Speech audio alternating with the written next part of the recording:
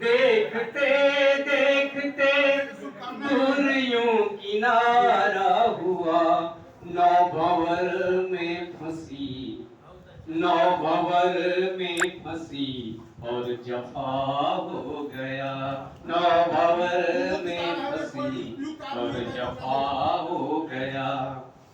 जो सवार नाव पर चढ़े थे बेफिक्र अब तक, जो सवार नाव पर चढ़े थे बेफिक्र अब तक, नाव चलती रही, नाव चलती रही, सफर बेवफा हो गया। नाव चलती रही, सफर बेवफा हो गया। अब ये देखिए कि ये थोड़ी पसंद आएगी कि फूल खा खा कर भैंसा जो फूला रहा, फूल खा खा कर भैंसा जो फूला रहा, किया सत्ता सुख से विमुख तो खफा हो गया।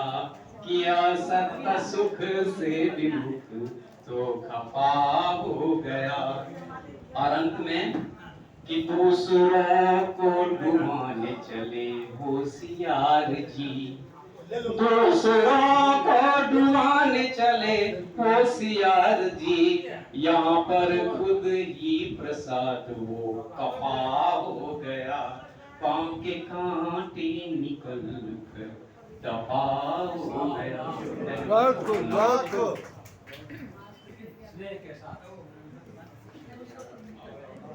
अब मैं आमंत्रित कर रहा हूँ